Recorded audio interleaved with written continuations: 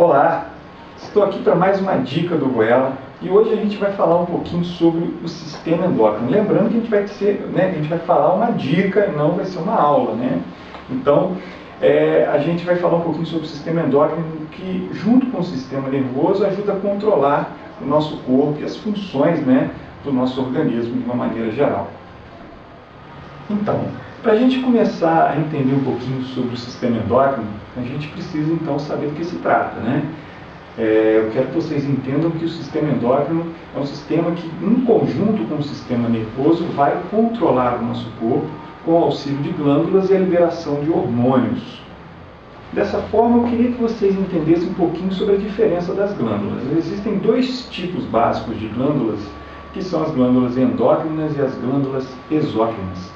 E nesse processo, né, do sistema endócrino, o que vai ser levado em consideração são as glândulas endócrinas, são aquelas glândulas que vão liberar suas substâncias secretadas, então, na verdade, os hormônios, diretamente na corrente sanguínea.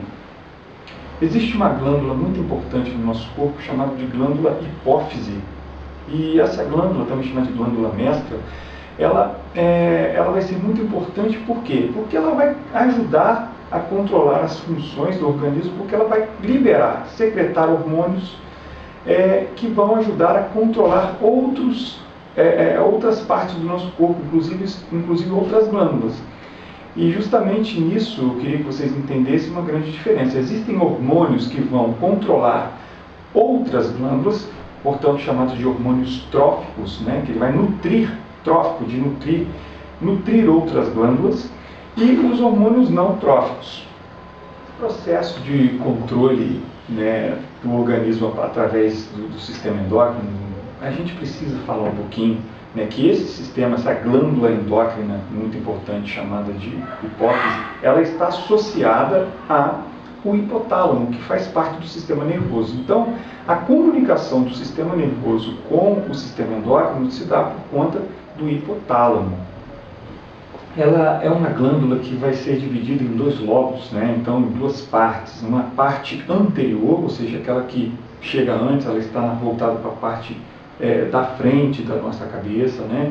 E a parte posterior da hipófise, né? O lobo anterior. Então, essa parte anterior chamada de adenohipófise e a parte posterior chamada de neurohipófise.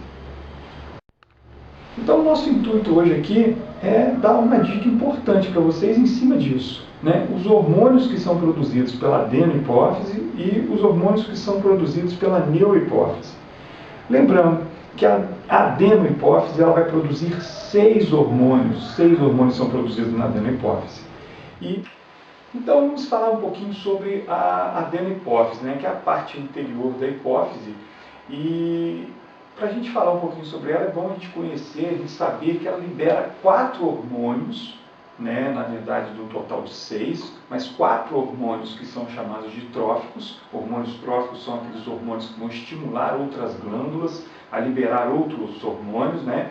Então, desses 4 hormônios tróficos, nós temos aí o FSH e o LH, que são os hormônios gonadotróficos. Por que gonadotróficos? Tróficos, porque vão estimular outra glândula. E que glândula é essa? As gônadas sexuais, testículo e ovário.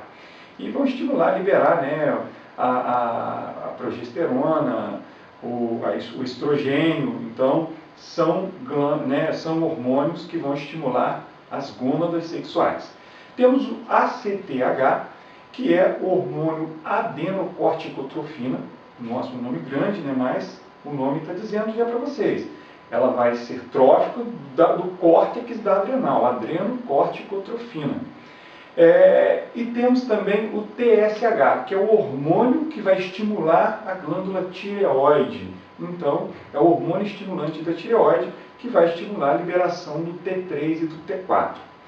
Bom, lembrando lá no ACTH, ele vai estimular a adrenocorticotrofina, vai estimular a adrenal a liberar a cortisona, que eu acabei esquecendo de falar no momento anterior. E os 2 hormônios ainda que faltam da adenohipófise é o GH, que é o hormônio que vai estimular o corpo inteiro, né? Ele também chamado de somatotropina, né? Porque ele vai estimular o corpo, soma, corpo. E a prolactina, que vai estimular as glândulas mamárias a produzir o leite. Então, para a gente ter uma ideia geral agora sobre essa glândula muito importante que é a hipófise, a gente vai falar sobre a neurohipófise, que é a parte posterior dessa glândula. Essa glândula ela possui, na verdade, ela libera dois hormônios, que é o ADH e a ocitocina, e que são importantíssimos. Por exemplo, o ADH é um hormônio que vai ser liberado por essa glândula, lembrando que ela vai ser liberada, não vai ser produzido. Esses dois hormônios são produzidos pelo hipotálamo, que faz parte do sistema nervoso, e armazenado nessa glândula, nessa parte posterior da glândula hipófise, que é a neurohipófise, e liberado no momento oportuno. Então, no momento certo, vai ser liberado esses dois hormônios. O ADH trabalha na reabsorção da água lá no rim, e a ocitocina ela vai trabalhar, por exemplo, nas contrações uterinas durante no momento do parto. A mulher tem a liberação da ocitocina para ajudar nas contrações uterinas, e também para liberar o leite, porque a prolactina estimula a produção do leite, mas não a liberação. Quem vai liberar no momento certo é a ocitocina que vai trabalhar em cima dessa liberação do leite lá nas glândulas mamárias. Sem contar uma outra função importante da ocitocina, que é justamente a questão do afeto, do amor, é considerado o hormônio do amor, do sentimento. Então, a ocitocina é esse hormônio que vai ser liberado pela neurohipófise. Então, agora que a gente já conhece um pouquinho sobre o sistema endócrino e essa glândula mestra chamada hipófise, vai ficar a nossa dica aí, o mais importante, que vocês vão ter uma visão geral sobre o que a gente acabou de falar. Então, eu quero que vocês entendam o seguinte, que a hipófise ela vai ser dividida em dois lobos, o anterior e o posterior, o anterior chamado de adenohipófise, o posterior chamado de neurohipófise. A adenohipófise vai liberar 6 hormônios, sendo que 4 deles são tróficos, o FSH, o LH, o ACTH e o TSH. E os não tróficos liberados pela adenohipófise é o GH e a prolactina. Sendo que o FSH e o LH eles vão agir sobre as gônadas sexuais, estimulando a produção de progesterona e estrogênio. O ACTH agir sobre as adrenais, estimulando a liberação do cortisol, da cortisona. O TSH vai agir sobre a tireoide, estimulando essa glândula a liberar os hormônios T3 e T4, que vão agir lá no nosso metabolismo, na oxidação celular. E o GH e a prolactina, que são hormônios não tróficos, o GH age no corpo, estimulando o crescimento, a prolactina age sobre as glândulas mamárias, estimulando a produção do leite. E na neurohipófise a gente vai ter o ADH sendo liberado, que é o hormônio antidiurético, e vai agir sobre os rins, onde esse hormônio vai ajudar na absorção, na reabsorção de água. E a ocitocina, que é um hormônio, também produzido, liberado pela hipófise, vai agir lá na glândula mamária e no útero, na contração uterina, no trabalho de parto.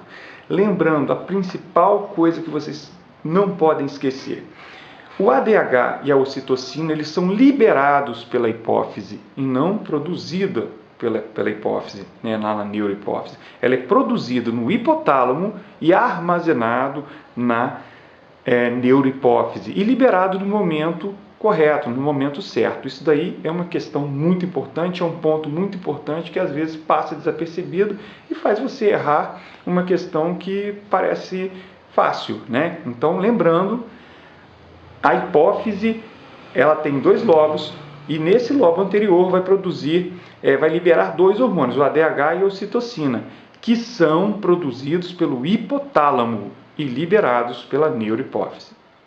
Então, valeu! Dê um like, compartilhe, dê uma curtida pra gente aí na nossa página e até a próxima dica do Ruela. Grande abraço, valeu!